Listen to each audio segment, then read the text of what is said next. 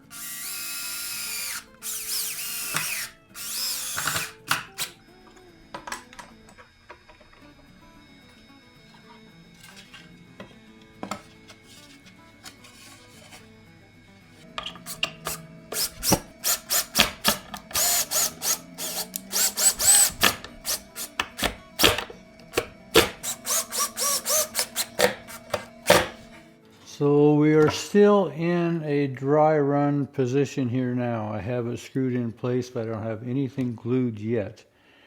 And the reason is I need to fit this wood into the old iron. So I need to take the iron off of the 11 passenger driver's seat and get it positioned into here, and that's going to tell me what the height of my arms and my seat backs are going to be to fit the wood to the iron. Otherwise, I would build this seat and fit the iron to the wood. So this is the driver's seat that came off of this coach, and out of the 3 seats, it is still the most intact.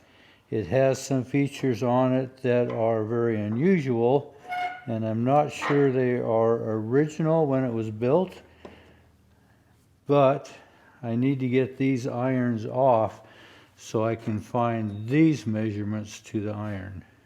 And so often is the case that these are mishandled and bent up, and that's the case with this left arm here. This iron is bent up. This side arm is twisted in. It has some hooks here on the side that I need to salvage. There's one here on the left side. I don't see it on the right side yet, but this is the hook that the lap robe would have hooked onto. And there is a little bit of the leather upholstery left yet. You can kind of see the style of the trim work. They used a real small nail called a gimp nail for this trim. So I'll take that off eventually. But I'm thinking this seat back board I might be able to salvage. I just need to get the irons off. I have sprayed some of these nuts with some penetrant. Hopefully I can get them to break free.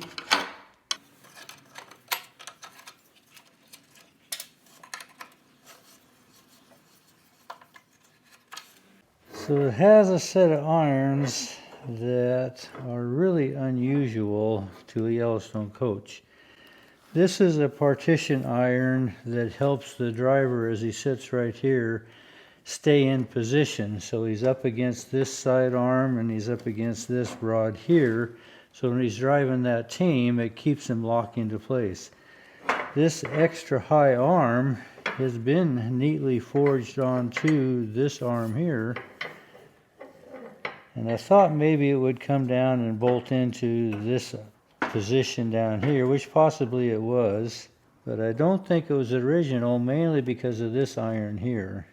These seat irons are generally a 7/16 iron. That's just pretty universal. This iron has been added on and neatly wrapped around that, but it's a 1/2 inch iron. And you can see where this original seat iron came down and comes down to a 1/4x1 flat and bolted and screwed to the seat arm and to the base. This has been roughly flattened out to hit the base, but it was just left round as it came up the seat arm. And it was forged around to go around the seat iron. But because of this rough finish here, not matching this style of ironwork, I really do think this was an add-on after the fact issue. The reason behind it, I don't know. Maybe it just added some more security. I don't know, but I really am debating on taking these off. I have never seen these set of irons on a Yellowstone, but like I said, you never say never. I just don't think these were original though. But I'll go ahead and get this disassembled so I can straighten out the irons, and it'll allow me to take these off if that's what I decide. You know I'm leaning that way.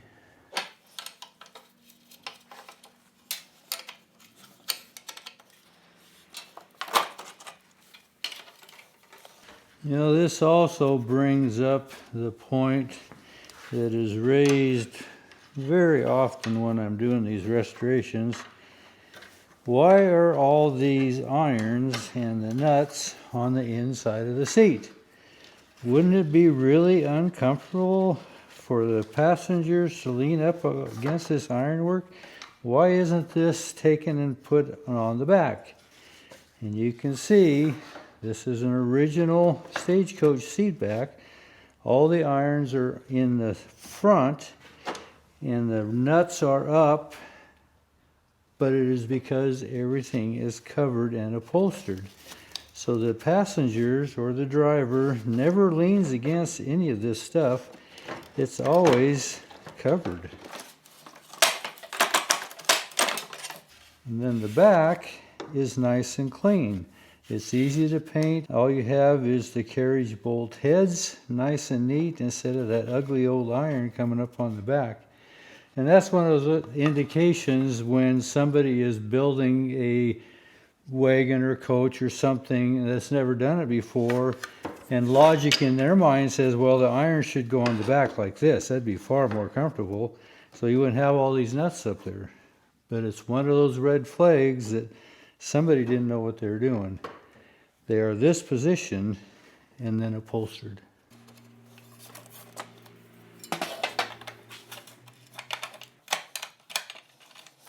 And this is another evidence as well that these had screws in them and were puttied over, because you can see the putty is still remaining on this screw. I still need to take that out. But again, these are one of those things that these old coaches or wagons or buggies, when you tear them apart, they're teaching you how it was done back then.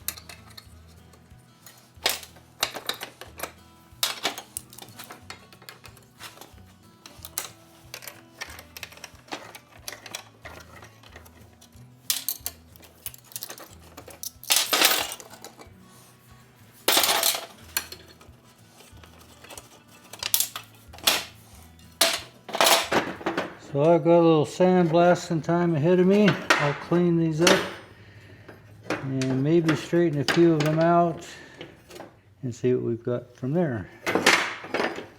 So on this pile of old parts from this 11-passenger Yellowstone coach, there's actually this front cross frame of a driver's seat and this center divider iron that would have set right here where that other iron was. It's very similar to the one that came off of this coach without this piece here. You can see the similarities. But there is a difference in the ends down here where they fasten to the frame. The one that came off of this coach, you can see how wide it is here compared to this one. Very narrow and has more of a sweeping curve where this has just been angled off. Both I think are original. I've seen both. This has kind of a teardrop forge weld finish. It's very nice. This is a little more round. But again, this iron just doesn't fit in there. I just don't like how that looks. It doesn't have the same finish that these have. If I take this one off, I can put this one on. It'll be very similar to this. And this one will actually be a good iron that could go on the 8-passenger and be one of the few original irons on that 8.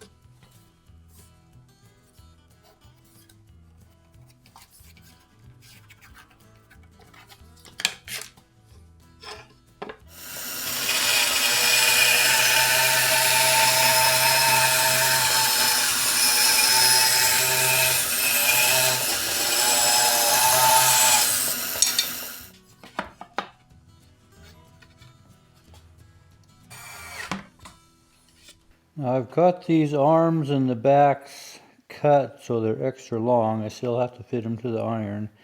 But I need a brace that goes into the corner here. And it's kind of an abnormal brace. And it needs to fit right in this corner here. Well, we're square down here, but this is not a 90-degree angle because of the lean on both the arm and the seat back. So remember, we cut this at 15 degrees off. So I set this at 15 degrees, and you can see how that correlates here. So actually we're taking a 90 and adding another 15 degrees. So we're at 105 degree total there. And even as I move to the outside, you can see how that corresponds there as well. So finished size, I want these to be, looks like 1.25 inches, somewhere maybe even up to 1.5 inches. You can see it's not totally symmetrical, anywhere between 1.25 inches and 1.5 inches. And I have found this to be true in a lot of these coaches, that they are irregular. This was 1 3/8 inches. This side here happens to be 1 5/8 inches. So they don't have to be exact, we just need them to fit this angle. And they do appear to be about 2 inches wide. And my guess is they're about 1 inch deep this direction. So I should need 10 total. I think I have enough here to do 12. These are 1 inch thick and 2 inches wide. And I'll see if I can get my corners made out of these. So if these are 105, I'm going to split that in half and come to roughly 52.5. My little protractor, it's difficult to read it that accurately. I'm going to shoot for that 52 area and angle my fence where it fits that 52.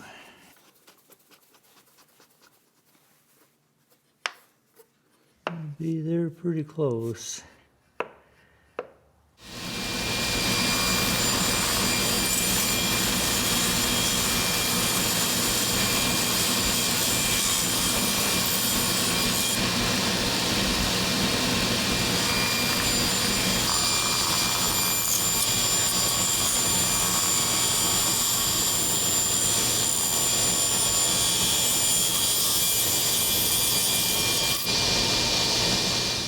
So with this at 105 degrees, this was the face of my 2x1. So these corners are square with this face, but I would like them more square with this face, so that they actually need to be cut more like so. And then when they are finished, this actually has a little bit of a round to it. But I'm going to set my fence at this angle, and my blade will be set at this angle, so I'm going to make this corner square with this face instead of this face.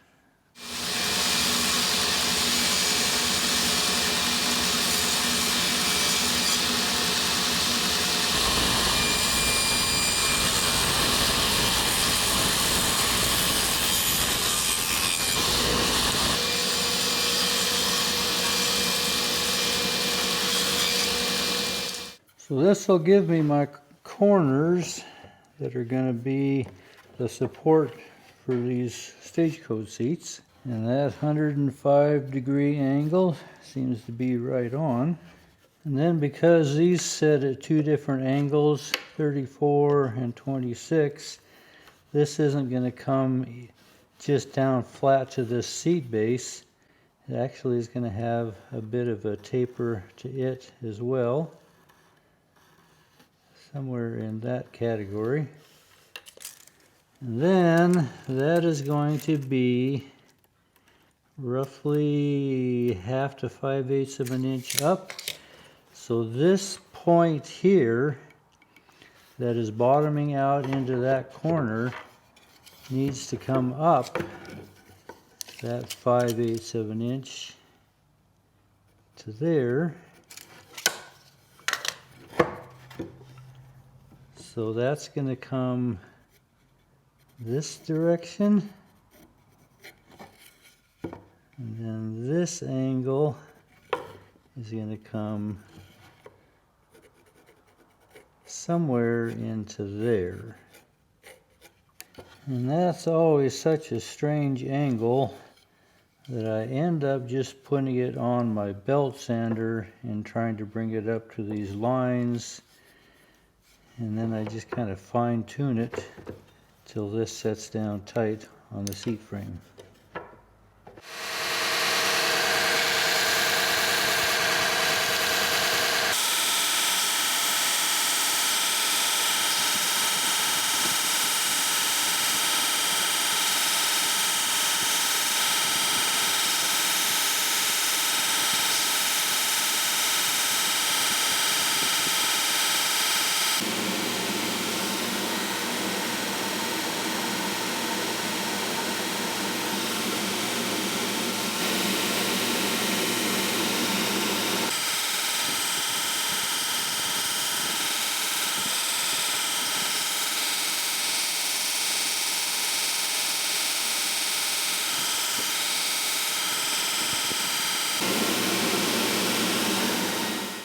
And then I'm still tall here, but this is going to give me kind of an angle that I need to trim this off at.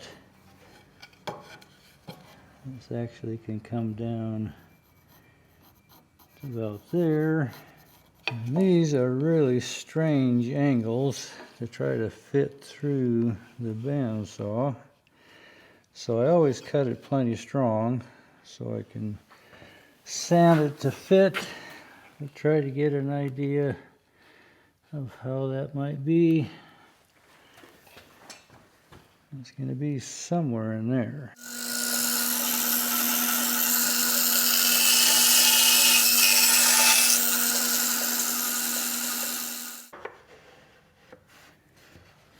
And that's going to give us our corner brace for the right side.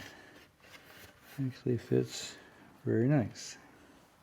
And then this was the top of the right side, will become the bottom of the left. But I have to change this angle.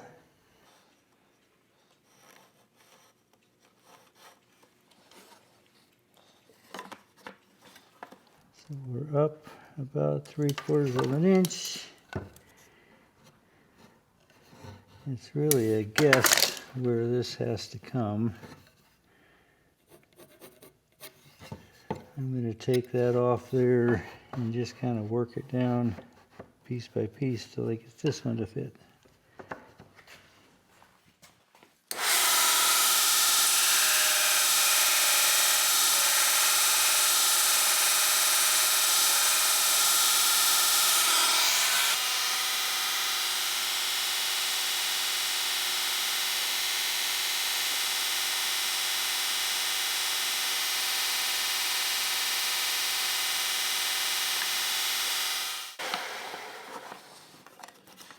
That's going to work well, and trim off the top. And they're always a challenge to get in the right perspective. Somewhere in there.